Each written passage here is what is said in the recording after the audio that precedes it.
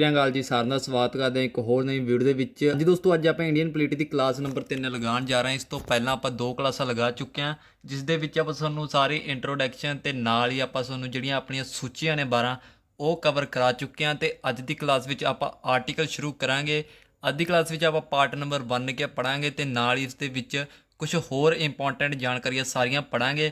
ਇਸ ਤੋਂ ਪਹਿਲਾਂ ਦੋਸਤੋ ਵੀਡੀਓ ਸ਼ੁਰੂ ਕਰੀਏ, ਜਿਹੜੇ ਚੈਨਲ ਤੇ ਪਹਿਲੀ ਵਾਰ ਆਏ ਨੇ ਚੈਨਲ ਨੂੰ ਜਰੂਰ ਸਬਸਕ੍ਰਾਈਬ ਕਰ ਲੈਣ, ਨਾਲ ਵਾਲੇ ਬੈਲ ਆਈਕਨ ਨੂੰ ਦੱਬ ਕੇ ਆਲ ਤੇ ਪ੍ਰੈਸ ਕਰ ਦੇਣ, ਤਾਂ ਕਿ ਜਦੋਂ ਵੀ ਅਸੀਂ ਕਲਾਸ ਅਪਲੋਡ ਕਰੀਏ ਤਾਂ ਤੁਹਾਡੇ ਤੱਕ ਸਭ ਤੋਂ ਪਹਿਲਾਂ ਪਹੁੰਚ ਜੇ। ਤਾਂ ਹਾਂਜੀ ਦੋਸਤੋ, ਅੱਜ ਦੀ ਕਲਾਸ ਆਪਾਂ ਲਗਾਉਣ ਜਾ ਰਹੇ ਹਾਂ। ਤੇ ਦੋਸਤੋ, ਅੱਜ ਦੀ ਕਲਾਸ ਵਿੱਚ ਆਪਾਂ ਤੁਹਾਨੂੰ ਆਰਟੀਕਲ ਸ਼ੁਰੂ ਕਰਾਵਾਂਗੇ ਤੇ ਸਾਰੇ ਆਰਟੀਕਲ ਆਪਾਂ ਕਵਰ ਕਰਾਂਗੇ। 470 ਆਪਣੇ ਆਰਟੀਕਲ ਨੇ ਤੇ ਦੋਸਤੋ 12 ਜਿਹੜੀਆਂ ਸੂਚੀਆਂ ਸੀ ਮੈਂ ਤੁਹਾਨੂੰ ਕਰਾ ਚੁੱਕਿਆ ਤੇ ਬਾਕੀ ਆਪਣੇ 25 ਜਿਹੜੇ ਪਾਰਟ ਨੇ ਤੇ ਉਹਨਾਂ ਦੇ ਵਿੱਚ ਆਪਾਂ ਆਰਟੀਕਲ ਕਵਰ ਕਰਾਂਗੇ। ਤਾਂ ਜੀ ਆਪਾਂ ਪਹਿਲਾ ਪਾਰਟ ਅੱਜ ਪੜਾਂਗੇ, ਜਿਸ ਦੇ ਵਿੱਚ ਆਰਟੀਕਲ 1 ਤੋਂ ਲੈ ਕੇ 4 ਤੱਕ ਆਉਂਦੇ ਨੇ। ਤੇ ਦੋਸਤੋ, ਇਸ ਦਾ ਨਾਮ ਹੈਗਾ ਯੂਨੀਅਨ ਐਂਡ ਇਟਸ ਟੈਰੀਟਰੀਜ਼, ਯਾਨੀ ਕਿ ਭਾਰਤ ਦੇ ਰਾਜ ਅਤੇ ਇਸ ਦੇ ਕੇਂਦਰ ਸ਼ਾਸਿਤ ਪ੍ਰਦੇਸ਼। ਤਾਂ ਹਾਂਜੀ ਦੋਸਤੋ, ਅੱਜ ਆਪਾਂ ਪੜਾਂਗੇ। ਤਾਂ ਸਾਨੂੰ ਪਹਿਲਾਂ ਗੱਲ ਕਰਦੇ ਹਾਂ ਆਰਟੀਕਲ ਨੰਬਰ 1 ਦੀ। ਤਾਂ ਦੋਸਤੋ ਲਿਖਿਆ ਗਿਆ, India that is Bharat described as union of states rather than federation of states. ਤਾਂ ਹਾਂਜੀ ਦੋਸਤੋ, ਦੇਖੋ ਤੇ ਲਿਖਿਆ ਗਿਆ, Bharat described as union of states rather than federation of states. ਤਾਂ ਹਾਂਜੀ ਦੋਸਤੋ, ਇਹਦਾ ਤੁਹਾਨੂੰ ਮਤਲਬ ਪਤਾ ਹੋਣਾ ਚਾਹੀਦਾ ਕਿ ਇਸ ਦਾ ਕੀ ਮਤਲਬ ਆ। ਮੈਂ ਪੰਜਾਬੀ ਦੇ ਵਿੱਚ ਦੱਸ ਦੇਣਾ। ਤਾਂ ਯੂਨੀਅਨ ਆਫ ਸਟੇਟਸ ਦੋਸਤੋ ਹੁੰਦਾ ਕਿ ਭਾਰਤ ਰਾਜਾਂ ਦਾ ਸੰਘ ਆ। ਇਹ ਤੁਸੀਂ ਲਿਖ ਲਓ, ਰਾਜਾਂ ਦਾ ਸੰਘ, ਰਾਜਾਂ ਦਾ ਸੰਘ। ਤੇ ਨਾਲ ਹੀ ਦੋਸਤੋ ਹੁੰਦਾ rather than federation of states, ਯਾਨੀ ਕਿ ਇਹਦੇ ਵਿੱਚ ਫੈਡਰੇਸ਼ਨ ਨਹੀਂ ਹੈਗੀ। ਤਾਂ ਦੋਨਾਂ ਦੇ ਵਿੱਚ ਫਰਕ ਕੀ ਹੈ, ਯੂਨੀਅਨ ਆਫ ਸਟੇਟਸ ਤੇ rather of federation of states. ਤਾਂ ਦੋਸਤੋ, ਯੂਨੀਅਨ ਆਫ ਸਟੇਟਸ ਦਾ ਮਤਲਬ ਹੁੰਦਾ ਕਿ ਭਾਰਤ ਦੇ ਵਿੱਚ ਜਿੰਨੇ ਵੀ ਰਾਜ ਨੇ ਉਹ ਆਪਣੀ ਮਰਜ਼ੀ ਦੇ ਨਾਲ ਭਾਰਤ ਤੋਂ ਅਲੱਗ ਨਹੀਂ ਹੋ ਸਕਦੇ। ਜਿਵੇਂ ਕਿ ਆਪਣਾ ਫੋਰ ਐਗਜ਼ਾਮਪਲ ਆਪਣਾ ਇੰਡੀਆ ਇਸ ਤਰੀਕੇ ਦਾ ਹੁੰਦਾ ਤੇ ਇੱਥੇ ਆਪਣਾ ਪੰਜਾਬ ਆ। ਤੇ ਦੋਸਤੋ ਮਤਲਬ ਪੰਜਾਬ ਭਾਰਤ ਦਾ ਇੱਕ ਹਿੱਸਾ ਤੇ ਭਾਰਤ ਦੇ ਸੈਂਟਰ ਸਰਕਾਰ ਦੇ ਅੰਡਰ ਆਉਂਦਾ। ਤਾਂ ਭਾਰਤ ਦੀ ਜਿਹੜੀ ਸਰਕਾਰ ਆ ਉਸ ਦੇ ਅੰਡਰ ਆਪਣਾ ਪੰਜਾਬ ਆਉਂਦਾ। ਪਰ ਜੇ ਪੰਜਾਬ ਸਰਕਾਰ ਕਹੇ ਕਿ ਸਾਨੂੰ ਅਲੱਗ ਤੌਰ 'ਤੇ ਅਲੱਗ ਕਰ ਦਿੱਤਾ ਜਾਵੇ ਤਾਂ ਇਹ ਨਹੀਂ ਹੋ ਸਕਦਾ, ਕਿਉਂਕਿ ਜਿਹੜਾ ਆਪਣੇ ਸੰਵਿਧਾਨ ਦੇ ਵਿੱਚ ਲਿਖਿਆ ਗਿਆ ਕਿ Bharat is union of states rather than federation of states. ਤਾਂ ਦੋਸਤੋ, ਫੈਡਰੇਸ਼ਨ ਮਤਲਬ ਹੁੰਦਾ ਜਿਸ ਦੇ ਵਿੱਚ ਜਿਹੜੀਆਂ ਆਪਣੀਆਂ ਸਟੇਟਸ ਨੇ ਉਹ ਅਲੱਗ ਹੋ ਸਕਦੀਆਂ ਨੇ, ਤੇ ਇਹ ਨਹੀਂ ਹੈਗਾ। ਇਸ ਕਰਕੇ ਜਿਹੜੀ ਆਪਣੀ ਯੂਨੀਅਨ ਆਫ ਸਟੇਟਸ ਆ ਇਹ ਆਪਣੇ ਤੇ ਚੱਲਦੀ ਹੈ। ਇਸ ਕਰਕੇ ਪਹਿਲੇ ਆਰਟੀਕਲ ਦੇ ਵਿੱਚ ਉਹਨਾਂ ਨੇ ਸਿੰਪਲ ਇਹੀ ਦੱਸਿਆ ਕਿ Bharat is union of states rather than federation of states, ਯਾਨੀ ਕਿ ਭਾਰਤ ਰਾਜਾਂ ਦਾ ਸੰਘ ਆ। ਇਹ ਤੁਹਾਨੂੰ ਯਾਦ ਰੱਖਣਾ ਆਰਟੀਕਲ ਨੰਬਰ 1 ਦੇ ਵਿੱਚ। ਤੇ ਦੋਸਤੋ, ਇਹਦੇ ਵਿੱਚ ਆਪਾਂ ਇੰਪੋਰਟੈਂਟ ਆਰਟੀਕਲਸ ਨੂੰ ਦੱਸਾਂਗੇ ਜਿਹੜੇ ਪੇਪਰ ਦੇ ਵਿੱਚ ਆ ਸਕਦੇ ਨੇ। ਵੈਸੇ ਤਾਂ ਜੇ ਆਪਾਂ ਸਾਰੇ ਆਰਟੀਕਲ ਪੜ੍ਹਾਂਗੇ ਤਾਂ ਬਹੁਤ ਟਾਈਮ ਲੱਗ ਜੂਗਾ।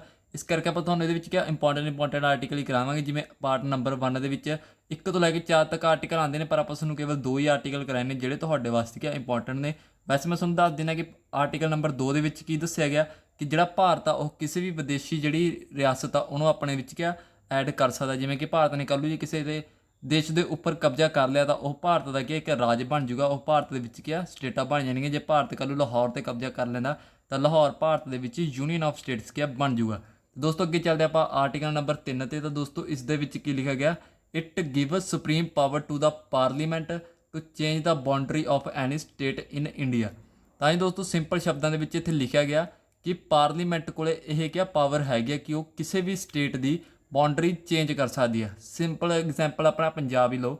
ਜਦੋਂ ਆਪਣਾ ਪੰਜਾਬ ਆਜ਼ਾਦ ਹੋਇਆ ਸੀ, ਜਾਣੀ ਕਿ ਆਪਣਾ ਇੰਡੀਆ ਆਜ਼ਾਦ ਹੋਇਆ ਸੀ, ਉਸ ਸਮੇਂ ਪੰਜਾਬ ਆ ਜਿਹੜਾ ਉਹਦੇ ਵਿੱਚ ਹਰਿਆਣਾ ਵੀ ਸੀ ਤੇ ਹਿਮਾਚਲ ਪ੍ਰਦੇਸ਼ ਵੀ ਸੀ। ਪਰ ਅੱਜ ਕੇਵਲ ਆਪਣਾ ਪੰਜਾਬ ਰਹਿ ਗਿਆ ਤੇ ਹਰਿਆਣਾ ਤੇ ਹਿਮਾਚਲ ਪ੍ਰਦੇਸ਼ ਅਲੱਗ ਹੋ ਗਏ ਨੇ। ਤਾਂ ਇਹ ਕਿਸ ਦੀ ਬਦੌਲਤ ਹੋਏ ਨੇ? ਇਹ ਹੋਏ ਨੇ ਪਾਰਲੀਮੈਂਟ ਦੇ ਆਰਟੀਕਲ ਨੰਬਰ 3 ਦੀ ਜਿਹੜੀ ਉਹਨਾਂ ਨੂੰ ਪਾਵਰ ਦਿੱਤੀ ਸੀ ਉਸ ਦੇ ਕਾਰਨ। ਕਿਉਂਕਿ ਪਾਰਲੀਮੈਂਟ ਲਵੇ ਇਹ ਪਾਵਰ ਹੈਗੀ ਹੈ ਕਿ ਉਹ ਕਿਸੇ ਵੀ ਬਾਉਂਡਰੀ ਨੂੰ ਸਟੇਟ ਦੀ ਨੂੰ ਚੇਂਜ ਕਰ ਸਕਦੀ ਹੈ। ਕਿਸੇ ਬਾਉਂਡਰੀ ਨੂੰ ਵੱਡਾ ਕਰ ਸਕਦੀ ਹੈ, ਕਿਸੇ ਨੂੰ ਛੋਟਾ ਕਰ ਸਕਦੀ ਹੈ। ਪੰਜਾਬ ਨੂੰ ਇਸ ਤੋਂ ਵੀ ਛੋਟਾ ਕਰ ਸਕਦੀ ਹੈ, ਇਸ ਤੋਂ ਵੀ ਵੱਡਾ ਕਰ ਸਕਦੀ ਹੈ। ਜਿਵੇਂ ਚੰਡੀਗੜ੍ਹ ਨੂੰ ਉਹਨਾਂ ਨੇ ਪੰਜਾਬ ਤੋਂ ਅਲੱਗ ਕਰਤਾ, ਹਰਿਆਣਾ ਤੋਂ ਅਲੱਗ ਕਰਤਾ, ਉਹਨੂੰ ਅਲੱਗ ਯੂਟੀ ਬਣਾਤਾ। ਤਾਂ ਉਹ ਵੀ ਤੁਸੀਂ ਦੇਖ ਸਕਦੇ ਹੋ ਕਿ ਸਾਰਾ ਆਰਟੀਕਲ ਨੰਬਰ 3 ਦੇ ਅਕੋਰਡਿੰਗ ਹੀ ਹੁੰਦਾ, ਯਾਨੀ ਕਿ ਪਾਰਲੀਮੈਂਟ ਕਿਸੇ ਵੀ ਸਟੇਟ ਦੀ ਬਾਉਂਡਰੀ ਚੇਂਜ ਕਰ ਸਕਦੀ ਹੈ। ਇਹ ਆਰਟੀਕਲ ਨੰਬਰ 3 ਦੇ ਵਿੱਚ ਲਿਖਿਆ ਗਿਆ। ਤੁਹਾਨੂੰ ਪ੍ਰਸ਼ਨ ਆ ਸਕਦਾ ਕਿ ਆਰਟੀਕਲ ਨੰਬਰ 3 ਦੇ ਵਿੱਚ ਕੀ ਆ, ਤਾਂ ਤੁਸੀਂ ਲਿਖਣਾ ਪਾਰਲੀਮੈਂਟ ਆ ਜਿਹੜਾ ਉਹ ਸਟੇਟ ਦੀ ਬਾਉਂਡਰੀ ਚੇਂਜ ਕਰ ਸਕਦੀ ਆ। ਜਾਂ ਤੁਹਾਨੂੰ ਪੁੱਛ ਸਕਦੇ ਨੇ ਕਿ ਪਾਰਲੀਮੈਂਟ ਕਿਸ ਆਰਟੀਕਲ ਦੇ ਤਹਿਤ ਸਟੇਟ ਦੀ ਜਿਹੜੀ ਬਾਉਂਡਰੀ ਆ ਉਹ ਚੇਂਜ ਕਰਦੀ ਆ, ਤਾਂ ਤੁਹਾਨੂੰ ਆਰਟੀਕਲ ਨੰਬਰ 3 ਤੇ ਟਿਕ ਲਗਾਉਣਾ। ਤੇ ਦੋਸਤੋ, ਆਰਟੀਕਲ ਨੰਬਰ 4 ਇੱਥੇ ਵੈਸੇ ਲਿਖਾਇਆ ਨਹੀਂ, ਆਪਾਂ ਇੰਪੋਰਟੈਂਟ ਨਹੀਂ ਹੈਗਾ। ਤੇ ਉਹਦੇ ਵਿੱਚ ਸਿੰਪਲ ਇਹ ਗੱਲ ਕਰੀ ਗਈ ਹੈ ਕਿ ਜੇ 2 ਵਾਰ 3 2 ਮੈਂ ਤੁਹਾਨੂੰ ਦੱਸ ਚੁੱਕਿਆ ਕਿ ਜੇ ਕਿਸੇ ਦੇ ਉੱਪਰ ਆਪਾਂ ਨੇ ਕਬਜ਼ਾ ਕਰ ਲਿਆ ਉਹ ਰਿਆਸਤ ਮਿਲ ਜੂਗੀ। ਤੇ 3 ਜਦੋਂ ਇਹ ਤਿੰਨੇ ਕੰਮ ਕਰ ਰਹੇ ਨੇ ਦੋਨੇ ਆਰਟੀਕਲ, ਤਾਂ ਕੋਈ ਹੋਰ ਇਸ ਦੇ ਵਿੱਚ ਇੰਟਰਫੇਅਰ ਨਹੀਂ ਕਰ ਸਕਦਾ। ਇਸ ਦੇ ਵਿੱਚ ਪਾਰਲੀਮੈਂਟ ਵੀ ਆਪਣਾ ਕੋਈ ਕੰਮ ਆਣ ਕੇ ਨਹੀਂ ਕਰ ਸਕਦੀ। ਤੇ ਦੋਸਤੋ ਅੱਗੇ ਚੱਲਦੇ ਹਾਂ ਆਪਾਂ। ਤਾਂ ਦੋਸਤੋ ਇਹ ਦੋਨੇ ਆਰਟੀਕਲ ਤੁਹਾਨੂੰ ਕਿ ਯਾਦ ਰੱਖਣੇ ਨੇ। ਪਾਰਟ 1 ਦੇ ਵਿੱਚ 4 ਆਰਟੀਕਲਾਂ ਦੇ ਵਿੱਚ 2 ਕਰਾਤੇ ਹੈ। ਇਹ ਦੋਨੇ ਤੁਹਾਡੇ ਵਾਸਤੇ ਕਿਆ ਇੰਪੋਰਟੈਂਟ ਨੇ ਤੇ ਦੋਨੇ ਤੁਹਾਨੂੰ ਕਿਆ ਸਮਝ ਆ ਚੁੱਕੇ ਹੋਣਗੇ। ਤੇ ਦੋਸਤੋ ਅੱਗੇ ਆਪਾਂ ਚੱਲਦੇ ਹਾਂ। ਤਾਂ ਦੋਸਤੋ ਅੱਗੇ ਲਿਖਿਆ ਗਿਆ ਸਮ ਇੰਪੋਰਟੈਂਟ ਇਨਫੋਰਮੇਸ਼ਨ। ਤੇ ਦੋਸਤੋ ਇਹ ਇਨਫੋਰਮੇਸ਼ਨ ਤੁਹਾਡੇ ਲਈ ਬਹੁਤ ਜ਼ਿਆਦਾ ਜ਼ਰੂਰੀ ਹੈ, ਤੁਸੀਂ ਕਿ ਇਹਨਾਂ ਨੂੰ ਜ਼ਰੂਰ ਪੜ੍ਹਨਾ। ਤਾਂ ਹਾਂਜੀ ਦੋਸਤੋ ਇੱਥੇ ਦੇਖੋ ਲਿਖਿਆ ਗਿਆ state maker Sardar Patel iron ਮੈਨ। ਤਾਂ ਹਾਂਜੀ ਦੋਸਤੋ ਸਟੇਟ ਮੇਕਰ ਯਾਨੀ ਕਿ ਜਿਨ੍ਹਾਂ ਨੇ ਸਟੇਟਾਂ ਬਣਾਈਆਂ ਆਜ਼ਾਦੀ ਤੋਂ ਬਾਅਦ ਭਾਰਤ ਦੇ ਵਿੱਚ 565 ਦੇਸੀ ਰਿਆਸਤਾਂ ਕਹਿ ਸਕਦੇ ਹਾਂ ਆਪਾਂ ਇਹਨਾਂ ਨੂੰ ਕਿ ਇਹ ਮਤਲਬ ਜਿੱਥੇ ਕਿ ਰਾਜੇ ਰਾਜ ਕਰਦੇ ਸੀ, ਇਹਨਾਂ ਨੂੰ ਪ੍ਰਿੰਸਲੀ ਸਟੇਟ ਕਹਿ ਦਿੰਦੇ ਨੇ। ਲਿਖ ਲਓ ਨਾਲ ਤੁਸੀਂ ਪ੍ਰਿੰਸਲੀ ਸਟੇਟ। ਪ੍ਰਿੰਸਲੀ ਸਟੇਟਸ ਹੁੰਦੀਆਂ ਨੇ ਜਿੱਥੇ ਕਿ ਰਾਜੇ ਰਾਜ ਕਰਦੇ ਸੀ। ਆਜ਼ਾਦੀ ਤੋਂ ਬਾਅਦ ਭਾਰਤ ਦੇ ਵਿੱਚ 565 ਰਿਆਸਤਾਂ ਸਨ ਤੇ ਇਹਨਾਂ ਰਿਆਸਤਾਂ ਨੂੰ ਮਿਕਸ ਕਰਕੇ ਇੱਕ ਸਟੇਟ ਬਣਾਉਣੀਆਂ ਯਾਨੀ ਕਿ ਬਹੁਤ ਡਿਫੀਕਲਟ ਕੰਮ ਸੀ। ਤੇ ਇਹ ਸਾਰਾ ਕੰਮ ਆ ਜਿਹੜਾ ਇਹ ਸਰਦਾਰ ਪਟੇਲ ਨੇ ਕਰਿਆ ਸੀ। 2 ਦੇ ਉੱਪਰ ਸਭ ਤੋਂ ਜ਼ਿਆਦਾ ਦਿੱਕਤ ਆਈ ਸੀ, ਇੱਕ ਹੈਦਰਾਬਾਦ ਦੇ ਉੱਪਰ ਤੇ ਇੱਕ ਜੰਮੂ ਐਂਡ ਕਸ਼ਮੀਰ ਦੇ ਉੱਪਰ। ਹੈਦਰਾਬਾਦ ਦਾ ਜਿਹੜਾ ਰਾਜਾ ਸੀ ਉਹ ਹੈਗਾ ਸੀ ਮੁਸਲਮਾਨ ਤੇ ਉਹ ਕਹਿੰਦਾ ਸੀ ਕਿ ਮੈਂ ਪਾਕਿਸਤਾਨ ਦੇ ਵਿੱਚ ਜਾਣਾ। ਤੇ ਜਿਹੜਾ ਆਪਣਾ ਜੰਮੂ ਕਸ਼ਮੀਰ ਦਾ ਰਾਜਾ ਸੀ ਉਹ ਹੈਗਾ ਸੀ ਹਿੰਦੁਸਤਾਨੀ ਯਾਨੀ ਕਿ ਹਿੰਦੂ ਤੇ ਉਹ ਕਹਿੰਦਾ ਸੀ ਮੈਂ ਇੰਡੀਆ ਦੇ ਵਿੱਚ ਸ਼ਾਮਿਲ ਹੋਣਾ। ਪਰ ਜਿਹੜੀ ਜੰਮੂ ਕਸ਼ਮੀਰ ਦੀ ਪਬਲਿਕ ਆ ਉਹ ਹੈਗੀ ਸੀ ਆਪਣੀ ਮੁਸਲਿਮ ਤੇ ਜਿਹੜੀ ਹੈਦਰਾਬਾਦ ਦੀ ਪਬਲਿਕ ਆ ਉਹ ਹੈਗੀ ਸੀ ਆਪਣੀ ਇੰਡੀਅਨ ਤੇ ਉਹ ਕਹਿੰਦੇ ਸੀ ਅਸੀਂ ਇੰਡੀਆ ਦੇ ਵਿੱਚ ਹੀ ਰਹਿਣਾ। ਤੇ ਜਿਹੜੇ ਜੰਮੂ ਕਸ਼ਮੀਰ ਦੇ ਲੋਕ ਸੀ ਉਹ ਕਹਿੰਦੇ ਸੀ ਪਾਕਿਸਤਾਨ ਦੇ ਵਿੱਚ ਜਾਣਾ। ਪਰ ਦੋਨਾਂ ਦੇ ਵਿੱਚ ਤੁਹਾਨੂੰ ਡਿਫਰੈਂਸ ਪਤਾ ਚੱਲ ਗਿਆ ਕਿ ਹੈਦਰਾਬਾਦ ਦਾ ਰਾਜਾ ਮੁਸਲਮਾਨ ਸੀ ਤੇ ਜੰਮੂ ਕਸ਼ਮੀਰ ਦਾ ਰਾਜਾ ਜਿਹੜਾ ਉਹ ਇੰਡੀਅਨ ਸੀ। ਇਸ ਕਰਕੇ ਦੋਨਾਂ ਨੂੰ ਇੱਥੇ ਰਹਿਣਾ ਪਿਆ ਕਿਉਂਕਿ ਪਬਲਿਕ ਦੀ ਜ਼ਿਆਦਾ ਡਿਮਾਂਡ ਸੁਣੀ ਗਈ। ਇੱਥੋਂ ਦੀ ਪਬਲਿਕ ਨੇ ਇਹਨਾਂ ਨੂੰ ਨਹੀਂ ਜਾਣ ਦਿੱਤਾ ਤੇ ਇੱਥੋਂ ਦਾ ਜਿਹੜਾ ਰਾਜਾ ਉਹ ਇੰਡੀਆ ਦੇ ਵਿੱਚ ਪਹਿਲਾਂ ਹੀ ਮਿਲ ਗਿਆ ਸੀ ਤਾਂ ਕਿ ਉਹਨੂੰ ਪਬਲਿਕ ਬਾਅਦ 'ਚੋਂ ਤੰਗ ਨਾ ਕਰ ਸਕੇ। ਤੇ ਦੋਸਤੋ ਇਹ ਤੁਹਾਨੂੰ ਯਾਦ ਰੱਖਣਾ ਕਿ 565 ਸਟੇਟਾਂ ਨੂੰ ਮਿਲਾ ਕੇ ਜਿਹੜੀਆਂ ਆਪਣੀਆਂ ਸਟੇਟਾਂ ਬਣਾਈਆਂ ਗਈਆਂ ਨੇ ਉਹਦਾ ਕੰਮ ਸਰਦਾਰ ਪਟੇਲ ਨੇ ਕੀਤਾ ਸੀ। ਤੇ ਅੱਗੇ ਦੋਸਤੋ ਲਿਖਿਆ ਗਿਆ SK ਧਾਰ committee June 1948 JVP committee December 1948 these committee were held for state making on a language basis but these committees not make any state on the basis of language। ਹਾਂਜੀ ਦੋਸਤੋ ਸਿੰਪਲ ਸ਼ਬਦਾਂ ਦੇ ਵਿੱਚ ਦੇਖੋ ਕੀ ਲਿਖਿਆ ਕਿ 2 ਕਮੇਟੀਆਂ ਆਪਣੀਆਂ ਬਣੀਆਂ SK ਧਾਰ ਕਮੇਟੀ ਤੇ JVP ਕਮੇਟੀ 1948 ਦੇ ਵਿੱਚ ਹੀ ਬਣਦੀਆਂ ਨੇ। SK ਧਾਰ ਜੂਨ ਦੇ ਵਿੱਚ ਬਣਦੀ ਆ ਤੇ ਜਿਹੜੀ JVP ਆ ਉਹ ਦਸੰਬਰ ਦੇ ਵਿੱਚ ਬਣਦੀ ਆ। ਤੇ ਇਹਨਾਂ ਦਾ ਕੰਮ ਕੀ ਸੀ? ਇਹਨਾਂ ਦਾ ਕੰਮ ਸੀ ਆਪਣਾ ਸਟੇਟਾਂ ਨੂੰ ਬਣਾਉਣਾ ਲੈਂਗੁਏਜ ਦੇ ਆਧਾਰ ਤੇ। ਪਾਰਲੀਮੈਂਟ ਨੇ ਇਹਨਾਂ ਨੂੰ ਕੀ ਸੌਂਪੀ ਜ਼ਿੰਮੇਵਾਰੀ ਕਿ ਤੁਹਾਨੂੰ ਆਪਣਾ ਜਿਹੜੀਆਂ ਸਟੇਟਾਂ ਨੇ ਉਹ ਬਣਾਉਣੀਆਂ ਨੇ ਲੈਂਗੁਏਜ ਦੇ ਆਧਾਰ ਤੇ। ਲੈਂਗੁਏਜ ਦੇ ਆਧਾਰ ਤੇ ਇੰਡੀਆ ਦੀ ਵੰਡ ਕਰਨੀ ਹੈ ਤੇ ਉਹਦੇ ਵਿੱਚ ਅਲੱਗ-ਅਲੱਗ ਸਟੇਟਾਂ ਬਣਾ ਦੇਣੀਆਂ ਨੇ। ਪਰ ਦੋਸਤੋ ਜਿਹੜੀਆਂ ਇਹ 2 ਕਮੇਟੀਆਂ ਬਣੀਆਂ ਸੀ ਇਹ ਸਕਸੈਸ ਨਹੀਂ ਹੋ ਚੁੱਕੀਆਂ ਲੈਂਗੁਏਜ ਦੇ ਆਧਾਰ ਤੇ ਇੰਡੀਆ ਨੂੰ ਵੰਡਣ ਦੇ ਵਿੱਚ ਕਿਉਂਕਿ ਇੰਡੀਆ ਦੇ ਵਿੱਚ ਲੈਂਗੁਏਜ ਹਰ ਇੱਕ ਜਗ੍ਹਾ ਦੇ ਬਦਲਦੀ ਰਹਿੰਦੀ। ਜਿਵੇਂ ਤੁਸੀਂ ਭਾਰਤ ਦੇ ਪੰਜਾਬ ਦੇ ਵਿੱਚ ਚੈੱਕ ਕਰੋਗੇ ਤਾਂ ਪੰਜਾਬ ਦੇ ਵਿੱਚ 3 ਇਲਾਕੇ ਨੇ ਮਾਝਾ ਮਾਲਵਾ ਤੇ ਦੁਆਬਾ। ਤਿੰਨਾਂ ਦੇ ਵਿੱਚ ਅਲੱਗ-ਅਲੱਗ ਲੈਂਗੁਏਜ ਬਣਾਈ ਜਾਂਦੀ ਆ। ਜੇ ਭਾਸ਼ਾ ਦੇ ਆਧਾਰ ਤੇ ਵੰਡ ਹੁੰਦੀ ਤਾਂ ਪੰਜਾਬ ਦੇ ਵਿੱਚ ਘੱਟੋ ਘੱਟ 3 ਜਾਂ 4 ਖੇਤਰ ਬਣ ਜਾਣੇ ਸੀ ਕਿਉਂਕਿ ਆਪਾਂ ਤੁਸੀਂ ਦੇਖੋਗੇ ਤੁਸੀਂ ਵੀ ਕਿਸੇ ਜੇ ਅਲੱਗ ਇਲਾਕੇ ਜਾਂਦੇ ਤਾਂ ਉੱਥੇ ਲੈਂਗੁਏਜ ਥੋੜ੍ਹੀ ਬਹੁਤੀ ਚੇਂਜ ਹੁੰਦੀ ਰਹਿੰਦੀ ਹੈ। ਇਸ ਕਰਕੇ ਜਿਹੜੀਆਂ ਇਹ ਦੋਨੇ ਕਮੇਟੀਆਂ ਨੇ ਇਹ ਲੈਂਗੁਏਜ ਦੇ ਆਧਾਰ ਤੇ ਆਪਣੇ ਜਿਹੜਾ ਇੰਡੀਆ ਨੂੰ ਡਿਵਾਈਡ ਨਹੀਂ ਕਰ ਸਕੀਆਂ ਕਿਉਂਕਿ ਜੇ ਇਹ ਡਿਵਾਈਡ ਕਰਦੀਆਂ ਤਾਂ ਬਹੁਤ ਸਾਰੀਆਂ ਸਟੇਟਾਂ ਬਣ ਜਾਣੀਆਂ ਸੀ। ਯਾਨੀ ਕਿ ਫਿਰ ਉਹੀ ਕਿਤੇ ਆਪਣੀਆਂ ਹੁਣ ਜਿਹੜੀਆਂ ਸਟੇਟਾਂ ਨੇ ਉਹ ਫਿਰ ਜਾ ਕੇ 100-150 ਸਟੇਟ ਹੋ ਜਾਣੀ ਸੀ। ਇਸ ਕਰਕੇ ਇਹ ਜਿਹੜੀ ਕਮੇਟੀ ਆ ਇਹਨਾਂ ਨੇ ਭਾਰਤ ਨੂੰ ਲੈਂਗੁਏਜ ਦੇ ਆਧਾਰ ਤੇ ਨਹੀਂ ਮੰਗਿਆ। ਜਿੱਦਾਂ ਕਿ ਤੁਸੀਂ ਦੇਖ ਸਕਦੇ ਹੋ these committees not make any state on the basis of language. ਇਹ ਕਮੇਟੀ ਨੇ ਕੋਈ ਵੀ ਜਿਹੜੀ ਸਟੇਟ ਆ ਉਹ ਲੈਂਗੁਏਜ ਦੇ ਆਧਾਰ ਤੇ ਨਹੀਂ ਬਣਾਈ। ਦੋਨੇ ਤੁਹਾਨੂੰ ਕਮੇਟੀਆਂ ਯਾਦ ਰੱਖਣੀਆਂ ਨੇ। ਤੁਹਾਨੂੰ ਪ੍ਰਸ਼ਨ ਪੁੱਛ ਸਕਦੇ ਨੇ ਕਿ ਕਿਹੜੀ ਕਮੇਟੀ ਨੇ ਲੈਂਗੁਏਜ ਦੇ ਆਧਾਰ ਤੇ ਬਣਾਉਣ ਵਾਸਤੇ ਅਪਾਇੰਟ ਕੀਤੀ ਗਈ ਸੀ ਤੇ ਉਹਨੇ ਕਿਹੜੀ ਨੇ ਨਹੀਂ ਬਣਾਈ। ਤਾਂ ਤੁਹਾਨੂੰ ਦੋਨੇ ਕਮੇਟੀਆਂ ਯਾਦ ਰੱਖਣੀਆਂ ਨੇ। ਕਦੋਂ ਬਣੀਆਂ? ਜੂਨ 1948 ਦੇ ਵਿੱਚ SK ਧਾਰ ਬਣੀ ਤੇ ਦਸੰਬਰ 1948 ਦੇ ਵਿੱਚ JVP ਕਮੇਟੀ ਬਣਦੀ ਆ। ਹਾਂਜੀ ਦੋਸਤੋ ਅੱਗੇ ਲਿਖਿਆ ਗਿਆ in 1953 state reorganisation commission were held for state making and finally in 1 October 1953 first state Andhra Pradesh was set up. ਜੀ ਦੋਸਤੋ ਦੇਖੋ ਇੱਥੇ ਕੀ ਲਿਖਿਆ ਗਿਆ ਕਿ 1953 ਦੇ ਵਿੱਚ ਸਟੇਟ ਰੀਆਰਗਨਾਈਜੇਸ਼ਨ ਕਮਿਸ਼ਨ ਹੈਲਡ ਹੁੰਦਾ ਯਾਨੀ ਕਿ ਸਟੇਟ ਰੀਆਰਗਨਾਈਜੇਸ਼ਨ ਕਮਿਸ਼ਨ ਬਣਾਇਆ ਜਾਂਦਾ ਜਿਸ ਦੇ ਅਕੋਰਡਿੰਗ ਫਸਟ ਸਟੇਟ ਜਿਹੜੀ ਆਪਣੀ ਬਣਦੀ ਆ। ਯਾਨੀ ਕਿ ਇਹਦਾ ਕੰਮ ਕੀ ਸੀ? ਇਹਦਾ ਕੰਮ ਵੀ ਬੇਸਿਕਲੀ ਸੀ ਕਿ ਸਟੇਟਾਂ ਬਣਾਉਣੀਆਂ ਤੇ ਇਹਦੇ ਵਿੱਚ ਆਪਾਂ ਨੂੰ ਸਾਨੂੰ ਪਹਿਲੀ ਸਟੇਟ ਇਸ ਨੇ 1953 1 ਅਕਤੂਬਰ ਨੂੰ ਬਣਾ ਕੇ ਦਿੱਤੀ ਤੇ ਉਹ ਕਿਹੜੀ ਬਣੀ? ਆਪਣੀ ਆਂਧਰਾ ਪ੍ਰਦੇਸ਼। ਤੇ ਇਹ ਦੋਸਤੋ ਲੈਂਗੁਏਜ ਦੇ ਬੇਸਿਸ ਤੇ ਨਹੀਂ ਬਣੀ ਸੀ। ਤੁਹਾਨੂੰ ਜਾਂਚ ਰੱਖਣੀ ਆ। ਤੁਹਾਨੂੰ ਪੁੱਛ ਸਕਦੇ ਨੇ ਕਿ ਭਾਰਤ ਦੀ ਸਾਨੂੰ ਪਹਿਲੀ ਸਟੇਟ ਕਿਹੜੀ ਸੀ ਤਾਂ ਤੁਸੀਂ ਆਂਧਰਾ ਪ੍ਰਦੇਸ਼ ਟਿਕ ਲਗਾਉਣੀ ਆ। ਕਿਸ ਦੇ ਦੁਆਰਾ ਇਹ ਬਣਾਈ ਗਈ ਸੀ ਤਾਂ ਤੁਹਾਨੂੰ ਯਾਦ ਰੱਖਣਾ ਸਟੇਟ ਰੀਆਰਗਨਾਈਜੇਸ਼ਨ ਕਮਿਸ਼ਨ ਦੇ ਦੁਆਰਾ। ਤੇ ਦੋਸਤੋ ਅੱਗੇ ਇਹਦੇ ਮੈਂਬਰ ਵੀ ਨੇ ਜਿਨ੍ਹਾਂ ਮੈਂਬਰਾਂ ਨੇ ਇਹ ਕਮੇਟੀ ਬਣਾਈ ਉਹਦੇ ਮੈਂਬਰ ਕਿਹੜੇ ਸੀ ਤੇ ਉਹਨਾਂ ਨੇ ਕਿਸ ਤਰੀਕੇ ਨਾਲ ਸਟੇਟਾਂ ਬਣਾਈਆਂ ਉਹ ਤੁਹਾਨੂੰ ਅੱਗੇ ਦੱਸਦੇ ਹਾਂ। ਤਾਂ ਹਾਂਜੀ ਦੋਸਤੋ ਦੇਖ ਸਕਦੇ ਹੋ ਕਿ ਇੱਥੇ ਮੈਂਬਰ ਆਫ ਰੀਆਰਗਨਾਈਜੇਸ਼ਨ ਕਮਿਸ਼ਨ ਯਾਨੀ ਕਿ ਜਿਹੜੇ ਆਪਣੇ ਸਟੇਟ ਰੀਆਰਗਨਾਈਜੇਸ਼ਨ ਕਮਿਸ਼ਨ ਤੁਹਾਨੂੰ ਪੜ੍ਹਾ ਕੇ ਗਿਆ ਉਸਦੇ 3 ਮੁੱਖ ਮੈਂਬਰ ਸੀ। ਫਜ਼ਲ ਅਲੀ ਤੁਹਾਨੂੰ ਸਾਰਿਆਂ ਨੇ ਸੁਣਿਆ ਹੀ ਹੋਣਾ। ਫਜ਼ਲ ਅਲੀ ਕਮੇਟੀ ਦੇ ਅੰਡਰ ਹੀ ਕਿ ਆਪਣਾ ਜਿਹੜਾ ਪੰਜਾਬ ਆ ਅਤੇ ਹਰਿਆਣਾ ਅਲੱਗ ਹੋਏ ਸੀ ਅਤੇ ਹਿਮਾਚਲ ਪ੍ਰਦੇਸ਼, ਅਤੇ ਫਜ਼ਲ ਅਲੀ ਇਹ ਉਹੀ ਕਮੇਟੀ ਸੀ। ਅਤੇ ਨਾਲ ਹੀ ਦੋਸਤੋ HN ਕੁੰਗਰੂ ਕਹਿ ਸਕਦੇ ਹਾਂ ਅਤੇ KM ਪਾਣੀਕਰ। ਤਾਂ ਦੋਸਤੋ ਇਹ ਤਿੰਨੇ ਕਿ ਇਸ ਕਮੇਟੀ ਦੇ ਮੈਂਬਰ ਸੀ ਅਤੇ ਇਹ ਤਿੰਨਾਂ ਨੇ ਮਿਲ ਕੇ ਕਿਹਾ ਭਾਰਤ ਦੇ ਵਿੱਚ ਸਟੇਟਾਂ ਕਿਹਾ ਬਣਾਉਣ ਦਾ ਕੰਮ ਸ਼ੁਰੂ ਕੀਤਾ ਸੀ। ਇਹ ਤਿੰਨੇ ਕਿਹਾ ਸਟੇਟ ਰੀਆਰਗਨਾਈਜੇਸ਼ਨ ਕਮਿਸ਼ਨ ਦੇ ਕਿਹਾ ਮੈਂਬਰ ਸਨ। ਤਾਂ ਹਾਂਜੀ ਦੋਸਤੋ ਤੁਹਾਨੂੰ ਕਿਹਾ ਯਾਦ ਰੱਖਣੇ ਕਿ ਇਹ ਤਿੰਨੇ ਮੈਂਬਰ ਨੇ ਜਿਹੜੇ ਇਸ ਸਟੇਟ ਰੀਆਰਗਨਾਈਜੇਸ਼ਨ ਕਮਿਸ਼ਨ ਦੇ ਮੈਂਬਰ ਸੀ ਅਤੇ ਇਹਨੇ ਤਿੰਨਾਂ ਮੈਂਬਰਾਂ ਨੇ ਕੀ ਆ ਕੰਮ ਸ਼ੁਰੂ ਕੀਤਾ ਸੀ ਸਟੇਟਾਂ ਬਣਾਉਣ ਦਾ। ਅਤੇ ਦੋਸਤੋ ਅੱਗੇ ਦੇਖੋ ਕੀ ਲਿਖਿਆ ਗਿਆ। In 1956 SRO Act passed and in this act 14 states and 6 UTs were made। ਦੋਸਤੋ ਇਹਨਾਂ ਨੇ ਸਾਫ਼-ਸਾਫ਼ ਲਿਖਤਾ ਕਿ 1956 ਦੇ ਵਿੱਚ SRO ਸਟੇਟ ਰੀਆਰਗਨਾਈਜੇਸ਼ਨ ਐਕਟ ਆ ਜਿਹੜਾ ਉਹ ਪਾਸ ਹੁੰਦਾ ਅਤੇ ਇਸ ਐਕਟ ਦੇ ਵਿੱਚ ਆਪਣੀਆਂ ਜਿਹੜੀਆਂ 14 ਸਟੇਟਾਂ ਬਣ ਚੁੱਕੀਆਂ ਸੀ ਅਤੇ 6 ਕਿਹਾ ਯੂਟੀਆਂ ਕਿਹਾ ਬਣ ਚੁੱਕੀਆਂ ਸੀ। ਇਹ ਤੁਹਾਨੂੰ ਕਿਹਾ ਯਾਦ ਰੱਖਣਾ। ਦੋਸਤੋ ਸਿੰਪਲ ਇੱਥੇ ਕਿਹਾ ਹੋ ਚੁੱਕਿਆ, ਯਾਨੀ ਕਿ 1953 ਦੇ ਵਿੱਚ ਆਪਣਾ ਸਟੇਟ ਰੀਆਰਗਨਾਈਜੇਸ਼ਨ ਕਮਿਸ਼ਨ ਕਿਹਾ ਬਣਦਾ।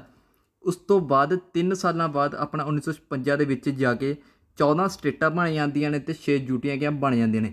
ਸਿੰਪਲ ਪ੍ਰਸ਼ਨ ਆ ਸਕਦਾ ਕਿ ਭਾਰਤ ਦੇ ਵਿੱਚ ਸਟੇਟਾਂ ਬਣਨ 'ਤੇ ਕਿੰਨਾ ਸਮਾਂ ਲੱਗਾ, ਤਾਂ ਤੁਸੀਂ ਲਿਖਣਾ ਕਿ ਸਟੇਟ ਰੀਆਰਗਨਾਈਜੇਸ਼ਨ ਬਣਨ ਤੋਂ ਬਾਅਦ ਕਿੰਨਾ ਸਮਾਂ ਲੱਗਾ, ਤਾਂ ਤੁਹਾਨੂੰ ਲਿਖਣਾ 3 ਸਾਲ। ਇੱਥੇ ਸਿੰਪਲ ਲਿਖਦੇ ਤੁਸੀਂ 1953 ਤੋਂ ਲੈ ਕੇ 56 ਹੋਇਆ ਤਾਂ 3 ਸਾਲ ਆਪਣੇ ਕਿਹਾ 14 ਸਟੇਟਾਂ ਦੇ 6 ਯੂਟੀਆਂ ਬਣਨ 'ਤੇ ਕਿਹਾ ਲੱਗਿਆ। ਅਤੇ ਦੋਸਤੋ ਅੱਗੇ ਦੇਖਦੇ ਕੀ ਲਿਖਿਆ ਗਿਆ। ਤਾਂ ਹਾਂਜੀ ਦੋਸਤੋ ਅੱਗੇ ਆਪਾਂ ਪੜ੍ਹਦੇ ਹਾਂ ਜਿਹੜੀਆਂ ਆਪਣੀਆਂ ਸਟੇਟਾਂ ਨੇ ਉਹ ਕਿਹੜੇ ਸਾਲ ਦੇ ਵਿੱਚ ਕਿਹੜੀ ਸਟੇਟ ਬਣਦੀ ਗਈ, ਕਿਸ ਤਰੀਕੇ ਨਾਲ ਕਿਹੜੀਆਂ ਸਟੇਟਾਂ ਬਣਦੀਆਂ ਗਈਆਂ, ਉਹ ਤੁਹਾਨੂੰ ਕਿੱਥੇ ਪੜ੍ਹਨੀਆਂ ਨੇ। ਤਾਂ ਹਾਂਜੀ ਦੋਸਤੋ ਇੱਥੇ ਸਾਨੂੰ ਪਹਿਲਾਂ ਲਿਖਿਆ ਗਿਆ 1960 ਦੇ ਵਿੱਚ ਆਪਣੀ ਕਿਹੜੀ ਸਟੇਟ ਬਣੀ, ਤਾਂ ਆਪਣੀਆਂ ਬਣੀਆਂ ਦੋਸਤੋ ਗੁਜਰਾਤ ਅਤੇ ਮਹਾਰਾਸ਼ਟਰ 1960 ਦੇ ਵਿੱਚ ਬਣੀਆਂ। 1961 ਦੇ ਵਿੱਚ ਦੋਸਤੋ ਆਪਣੀ ਦਾਦਰ ਐਂਡ ਨਗਰ ਹਵੇਲੀ ਕਿਆ ਬਣਦੀ ਆ, ਇਹ ਇੱਕੋ ਸਟੇਟ ਆ ਦਾਦਰ ਐਂਡ ਨਗਰ ਹਵੇਲੀ ਬਣੀ ਹੈ, ਯੂਟੀ ਦੇ ਵਿੱਚ ਕਿ ਮੰਨੀ ਜਾਂਦੀ ਆ। ਅਤੇ ਦੋਸਤੋ ਅੱਗੇ 1962 ਦੇ ਵਿੱਚ ਆਪਣੀ ਬਣੀ Goa and Daman and Diu. ਤਾਂ ਹਾਂਜੀ ਦੋਸਤੋ ਇੱਥੇ ਜਿਹੜੀ ਗੋਆ ਤੁਸੀਂ ਇਹ ਯਾਦ ਰੱਖਣਾ ਕਿ 1962 ਦੇ ਵਿੱਚ ਜਿਹੜੀ ਆਪਣੀ ਗੋਆ ਇਹ ਕਿਆ ਯੂਟੀ ਬਣੀ ਸੀ। ਇਸ ਤੋਂ ਬਾਅਦ ਕਿਆ ਸਟੇਟ ਬਣੂਗੀ ਅੱਗੇ ਤੁਸੀਂ ਦੇਖੋਗੇ, ਪਰ 1962 ਦੇ ਵਿੱਚ ਜਿਹੜੀ ਗੋਆ ਉਹ ਕੀ ਆ ਯੂਟੀ ਦੀ, ਇਹ ਤੁਹਾਨੂੰ ਕਿਹਾ ਨਾਲ ਨੋਟ ਕਰ ਲੈਣਾ। ਇਸ ਕਰਕੇ ਕਹਿੰਦੇ ਆ ਕਿ ਤੁਸੀਂ ਨੋਟਿਸ ਆਪ ਬਣਾਓ, ਕਿਉਂਕਿ PDF ਦੇ ਵਿੱਚ ਕਈ ਵਾਰ ਕੋਈ ਚੀਜ਼ਾਂ ਐਡ ਨਹੀਂ ਹੁੰਦੀਆਂ, ਪਰ ਜੇ ਤੁਸੀਂ ਆਪ ਨੋਟਿਸ ਬਣਾਓਗੇ ਤਾਂ ਤੁਹਾਨੂੰ ਕਿਹਾ ਜ਼ਿਆਦਾਤਰ ਯਾਦ ਕਿਆ ਰਹਿਣਗੀਆਂ। ਅਤੇ ਦੋਸਤੋ ਇਹ ਤੁਹਾਨੂੰ ਯਾਦ ਰੱਖਣ ਕਿ 1962 ਦੇ ਵਿੱਚ ਗੋਆ ਯੂਟੀ ਬਣੀ ਅਤੇ ਦਮਨ ਐਂਡ ਦੀਵ ਬਣਦੀ ਆ। 1962 ਦੇ ਵਿੱਚ ਦੋਸਤੋ ਪੁਡੂਚੇਰੀ ਬਣਦੀ ਆ। 1963 ਦੇ ਵਿੱਚ ਨਾਗਾਲੈਂਡ ਬਣਦੀ ਆ। 1966 ਦੇ ਵਿੱਚ ਹਰਿਆਣਾ, ਹਿਮਾਚਲ ਐਂਡ ਚੰਡੀਗੜ੍ਹ ਕਿਆ ਬਣਦੇ ਨੇ। ਦੋਸਤੋ 1972 ਦੇ ਵਿੱਚ ਮਣੀਪੁਰ, ਤ੍ਰਿਪੁਰਾ ਅਤੇ ਮੇਘਾਲਿਆ ਬਣਦੀ ਆ। 1975 ਦੇ ਵਿੱਚ ਸਿੱਕਿਮ ਬਣਦੀ ਆ। 1981 ਦੇ ਵਿੱਚ ਦੋਸਤੋ ਮਿਜ਼ੋਰਮ, ਅਰੁਣਾਚਲ ਪ੍ਰਦੇਸ਼ ਕਿਆ ਬਣਦੇ ਨੇ। ਅਤੇ ਦੋਸਤੋ ਇੱਥੇ 1981 ਨਹੀਂ, ਇੱਥੇ 1987 ਤੁਸੀਂ ਕਰ ਦਿਓ, ਕਿਉਂਕਿ 1981 ਇੱਥੇ ਲਿਖਿਆ ਗਿਆ, ਇੱਥੇ 1987 ਆ। 1987 ਦੇ ਵਿੱਚ ਆ ਜਿਹੜੇ ਆਪਣੀ ਮਿਜ਼ੋਰਮ ਬਣਦੀ ਆ ਅਤੇ ਅਰੁਣਾਚਲ ਪ੍ਰਦੇਸ਼ ਬਣਦਾ, ਅਤੇ ਨਾਲ ਹੀ ਦੋਸਤੋ ਇੱਥੇ ਬਣਦਾ ਗੋਆ। ਮੈਂ ਤੁਹਾਨੂੰ ਉੱਪਰ ਪੜ੍ਹਾ ਕੇ ਗਿਆ ਕਿ 1962 ਦੇ ਵਿੱਚ ਗੋਆ ਬਣਿਆ ਸੀ, ਪਰ ਉਦੋਂ ਕੀ ਉਹ ਯੂਟੀ ਸੀ। ਇੱਥੇ ਗੋਆ ਇੱਕ ਕੀ ਆਪਣਾ ਸਟੇਟ ਬਣ ਜਾਂਦਾ 1987 ਦੇ ਵਿੱਚ। ਇੱਥੇ ਜਿਹੜਾ ਇੱਕ ਕੱਟ ਕੇ ਇੱਥੇ ਤੁਹਾਨੂੰ ਕਿਹਾ 7 ਕਿਆ ਕਰ ਲੈਣਾ। ਅਤੇ ਦੋਸਤੋ ਅੱਗੇ 2000 ਦੇ ਵਿੱਚ ਆਪਣਾ ਬਣਦਾ ਛੱਤੀਸਗੜ੍ਹ, UK ਅਤੇ JK। ਅਤੇ ਦੋਸਤੋ UK ਇਹ ਇੰਗਲੈਂਡ ਵਾਲਾ ਨਹੀਂ ਹੈਗਾ, ਇਹ ਹੈਗਾ ਉੱਤਰਾਖੰਡ, ਅਤੇ JK ਹੈਗਾ ਜੰਮੂ ਕਸ਼ਮੀਰ। ਅਤੇ ਦੋਸਤੋ 2000 ਦੇ ਵਿੱਚ ਛੱਤੀਸਗੜ੍ਹ, ਉੱਤਰਾਖੰਡ ਅਤੇ ਜੰਮੂ ਕਸ਼ਮੀਰ ਕਿਆ ਬਣਦੇ ਨੇ। ਅਤੇ ਦੋਸਤੋ 2000 ਦੇ ਵਿੱਚ ਤੁਹਾਨੂੰ ਦੱਸ ਚੁੱਕੇ ਹਾਂ ਛੱਤੀਸਗੜ੍ਹ, ਉੱਤਰਾਖੰਡ ਅਤੇ ਜੰਮੂ ਕਸ਼ਮੀਰ ਕਿਆ ਬਣਦੇ ਨੇ। ਅਤੇ ਅੱਗੇ ਦੋਸਤੋ 2 ਜੂਨ 2014 ਨੂੰ ਆਪਣਾ ਬਣਦਾ ਤੇਲੰਗਾਨਾ। ਤੇਲੰਗਾਨਾ ਤੁਹਾਡੇ ਹਮੇਸ਼ਾ ਕਿ ਯਾਦ ਰੱਖਣਾ, ਕਿਉਂਕਿ ਜ਼ਿਆਦਾਤਰ ਐਗਜ਼ਾਮੀਨਰ ਪੁੱਛ ਲੈਂਦਾ ਕਿ ਭਾਰਤ ਦੀ ਲਾਸਟ ਸਟੇਟ ਉਸ ਸਮੇਂ ਕਿਹੜੀ ਬਣੀ ਸੀ, ਤਾਂ ਤੁਸੀਂ ਯਾਦ ਰੱਖਣਾ ਤੇਲੰਗਾਨਾ। ਵੈਸੇ ਹੁਣ ਆਪਣੀ ਜੰਮੂ ਕਸ਼ਮੀਰ ਬਣੀ ਆ, ਪਰ ਤੁਹਾਨੂੰ ਕਿ ਤੇਲੰਗਾਨਾ ਨਾਲ ਰਿਲੇਟਿਡ ਪ੍ਰਸ਼ਨ ਪੁੱਛ ਸਕਦੇ ਨੇ ਕਿ ਤੇਲੰਗਾਨਾ ਕਦੋਂ ਬਣਿਆ। ਇਸ ਦੀ ਡੇਟ ਐਗਜ਼ੈਕਟ ਤੁਹਾਨੂੰ ਯਾਦ ਹੋਣੀ ਚਾਹੀਦੀ ਕਿ 2 ਜੂਨ 2004 ਨੂੰ ਆਪਣਾ ਤੇਲੰਗਾਨਾ ਰਾਜ ਕਿਆ ਬਣਿਆ। ਅਤੇ ਦੋਸਤੋ 2019 ਦੇ ਵਿੱਚ ਤੁਹਾਨੂੰ ਪਤਾ ਹੀ ਹੈ ਕੀ ਬਣਿਆ ਸੀ, ਜੰਮੂ ਐਂਡ ਕਸ਼ਮੀਰ ਅਤੇ ਲੱਦਾਖ ਬਣੀ ਸੀ। 2000 ਦੇ ਵਿੱਚ ਦੋਸਤੋ ਜੰਮੂ ਕਸ਼ਮੀਰ ਬਣਿਆ ਸੀ, ਉਸ ਸਮੇਂ ਉਸ ਦੇ ਵਿੱਚ ਲੱਦਾਖ ਵੀ ਉਸ ਦਾ ਕਿਆ ਹਿੱਸਾ ਸੀ। ਪਰ ਜਦੋਂ 2019 ਦੇ ਵਿੱਚ ਜੰਮੂ ਕਸ਼ਮੀਰ ਅਲੱਗ ਤੌਰ 'ਤੇ ਇੱਕ ਸਟੇਟ ਬਣਾਈ ਗਈ ਅਤੇ ਉੱਥੇ ਲੱਦਾਖ ਕੀ ਆ ਆਪਣੀ ਯੂਟੀ ਦੇ ਵਿੱਚ ਕੀ ਆ ਕਨਵਰਟ ਕੀਤੀ ਗਈ ਸੀ। ਇਹ ਤੁਹਾਨੂੰ ਕਿਆ ਯਾਦ ਰੱਖਣਾ। ਅਤੇ ਹਾਂਜੀ ਦੋਸਤੋ ਇਹ ਜਿਹੜੀਆਂ ਤੁਹਾਨੂੰ ਸਟੇਟਾਂ ਨੇ ਇਹ ਕਿਆ ਯਾਦ ਕਰਨੀਆਂ ਪੈਣਗੀਆਂ, ਇਸ ਦਾ ਹੋਰ ਕੋਈ ਵੀ ਹੱਲ ਨਹੀਂ ਹੈਗਾ। ਤੁਹਾਨੂੰ ਇਸ ਨੂੰ ਰੱਟਾ ਲਗਾਓ, ਕੁਛ ਮਰਜ਼ੀ ਕਰੋ, ਤੁਹਾਨੂੰ ਕੀ ਇਹ ਯਾਦ ਕਰਨੀਆਂ ਪੈਣਗੀਆਂ। ਤੁਹਾਨੂੰ ਇਹਨਾਂ ਦੇ ਵਿੱਚੋਂ ਪ੍ਰਸ਼ਨ ਪੱਕੇ ਤੌਰ 'ਤੇ ਦੇਖਣ ਨੂੰ ਮਿਲੂਗਾ ਕਿ ਕਿਹੜੀ ਸਟੇਟ ਕਦੋਂ ਬਣੀ ਸੀ। ਅਤੇ ਗੋਆ ਬੇਸਿਕਲੀ ਤੁਹਾਨੂੰ ਯਾਦ ਰੱਖਣੀ ਹੈ ਕਿ 1962 ਦੇ ਵਿੱਚ ਗੋਆ ਯੂਟੀ ਬਣੀ ਅਤੇ 1987 ਦੇ ਵਿੱਚ ਗੋਆ ਸਟੇਟ ਬਣੀ। ਅਤੇ ਨਾਲ ਹੀ ਦੋਸਤੋ ਤੇਲੰਗਾਨਾ 2 ਜੂਨ 2004 ਦੇ ਵਿੱਚ 14 ਦੇ ਵਿੱਚ ਬਣਿਆ। ਅਤੇ ਜੰਮੂ ਐਂਡ ਕਸ਼ਮੀਰ ਆਪਣੀ ਕਿਆ 2019 ਦੇ ਵਿੱਚ ਬਣੀ, ਅਤੇ ਉਦੋਂ ਲੱਦਾਖ ਕੀ ਆਪਣੀ ਕਿਆ ਯੂਟੀ ਕਿਆ ਬਣਾਈ ਗਈ। ਅਤੇ ਦੋਸਤੋ ਅੱਜ ਦੀ ਕਲਾਸ ਵਿੱਚ ਤੁਹਾਨੂੰ ਇਹੀ ਸਾਰਾ ਕਿਆ ਸਮਝਾਉਣਾ ਸੀ। ਹੋਪ ਕਰਦੇ ਹਾਂ ਤੁਹਾਨੂੰ ਕਲਾਸ ਵਧੀਆ ਲੱਗੀ ਹੋਊਗੀ। ਕਲਾਸ ਵਧੀਆ ਲੱਗੀ ਤਾਂ ਲਾਈਕ ਕਿਆ ਜ਼ਰੂਰ ਕਰ ਦਿਓ। ਕਮੈਂਟਾਂ ਵਿੱਚ ਜ਼ਰੂਰ ਦੱਸਿਆ ਕਰੋ ਕਿ ਕਲਾਸ ਤੁਹਾਨੂੰ ਕਿਹੋ ਜਿਹੀ ਲੱਗਦੀ ਹੈ, ਤੇ ਅੱਗੇ ਕੀ ਆ ਤੁਹਾਡੇ ਵਾਸਤੇ ਇਹੋ ਜਿਹੀਆਂ ਕਲਾਸਾਂ ਲੈ ਕੇ ਆਉਂਦੇ ਰਵਾਂਗੇ। ਇਸ ਦੋਸਤੋ ਇਸ ਦੀ ਜਿਹੜੀ PDF ਆ ਉਸ ਨੂੰ ਟੈਲੀਗ੍ਰਾਮ ਉੱਪਰ ਮਿਲ ਜੂਗੀ। ਟੈਲੀਗ੍ਰਾਮ ਦਾ ਲਿੰਕ ਤੁਹਾਨੂੰ ਡਿਸਕ੍ਰਿਪਸ਼ਨ ਵਿੱਚ ਮਿਲ ਜੂਗਾ, ਉੱਥੇ ਜਾ ਕੇ ਜੁਆਇਨ ਕਰ ਸਕਦੇ ਹੋ। ਤੇ ਟੈਲੀਗ੍ਰਾਮ ਉੱਪਰ ਤੁਹਾਨੂੰ PDF ਕੀ ਡਾਊਨਲੋਡ ਕਰਕੇ ਤੁਸੀਂ ਨੋਟਿਸ ਖੁਦ ਵੀ ਬਣਾਉਣੇ ਨੇ, ਤੇ ਟੈਲੀਗ੍ਰਾਮ ਦੇ ਉੱਪਰ PDF ਵੀ ਤੁਸੀਂ ਕੀ ਡਾਊਨਲੋਡ ਕਰ ਸਕਦੇ ਹੋ। ਬਾਕੀ ਦੋਸਤੋ ਅੱਜ ਦੀ ਵੀਡੀਓ ਵਿੱਚ ਇਹੀ ਤੁਹਾਨੂੰ ਪੜ੍ਹਾਉਣਾ ਸੀ ਜੀ। ਕੱਲ੍ਹ ਨੂੰ ਤੁਹਾਨੂੰ ਇੰਡੀਅਨ ਪੋਲੀਟੀ ਦੀ ਕਲਾਸ ਵੀ ਮਿਲੂਗੀ, ਤੇ ਨਾਲ ਟਰਾਈ ਕਰਾਂਗੇ ਤੁਹਾਨੂੰ ਹਿਸਟਰੀ ਦੀ ਕਲਾਸ ਵੀ ਕਿ ਦਿੱਤੀ ਜਾਵੇ। ਵੈਸੇ ਕਿ ਟਾਈਮ ਲੱਗਦਾ ਕਿਉਂਕਿ PDF ਕ੍ਰੀਏਟ ਕਰਨੀ ਪੈਂਦੀ ਆ, ਇਸ ਕਰਕੇ ਥੋੜ੍ਹਾ ਜਿਹਾ ਟਾਈਮ ਲੱਗ ਜਾਂਦਾ, ਪਰ ਤੁਹਾਨੂੰ ਦੋਸਤੋ ਕੱਲ੍ਹ ਪੋਲੀਟੀ ਦੀ ਕਲਾਸ ਤਾਂ ਮਿਲ ਹੀ ਜਾਣੀ ਆ। ਤੇ ਨਾਲ ਦੋਸਤੋ ਕੱਲ੍ਹ ਨੂੰ ਆਪਾਂ ਕਿਹਾ ਪਾਰਟ ਨੰਬਰ 2 ਕੇ ਸਟਾਰਟ ਕਰਾਂਗੇ ਸਿਟੀਜ਼ਨਸ਼ਿਪ, ਜਿਸ ਦੇ ਵਿੱਚ 5 ਤੋਂ ਲੈ ਕੇ 11 ਕਿਆ ਆਰਟੀਕਲ ਨੇ, ਉਹਨਾਂ ਦੇ ਵਿੱਚ ਇੰਪੋਰਟੈਂਟ ਆਰਟੀਕਲ ਕਰਾਂਗੇ। ਤੇ ਉਸ ਤੋਂ ਬਾਅਦ ਕਿ ਆਪਾਂ ਅੱਗੇ ਕਿਹਾ ਜਿਵੇਂ ਕਿਹਾ ਚੱਲਦੇ ਰਹਾਂਗੇ। ਤਾਂ ਜੀ ਦੋਸਤੋ ਅੱਜ ਦੀ ਵੀਡੀਓ ਵਿੱਚ ਇਹੀ ਤੁਹਾਨੂੰ ਦੱਸਣਾ ਸੀ ਜੀ। ਵੀਡੀਓ ਵੱਧ ਤੋਂ ਵੱਧ ਸ਼ੇਅਰ ਕਰਿਆ ਕਰੋ ਤਾਂ ਕਿ ਤੁਹਾਡੇ ਫਰੈਂਡਾਂ ਤੱਕ ਵੀ ਪਹੁੰਚਦੀ ਰਹੇ, ਉਹ ਵੀ ਕਿਹਾ ਆਪਣੀ ਸਟੱਡੀ ਕਿਆ ਕਰ ਸਕਣ। ਬਾਕੀ ਦੋਸਤੋ ਅੱਜ ਦੀ ਵੀਡੀਓ ਵਿੱਚ ਇੰਨਾ ਹੀ ਜੀ, ਮਿਲਦੇ ਹਾਂ ਨੈਕਸਟ ਵੀਡੀਓ ਵਿੱਚ। ਤਦ ਤੱਕ ਦੇ ਲਈ ਧੰਨਵਾਦ।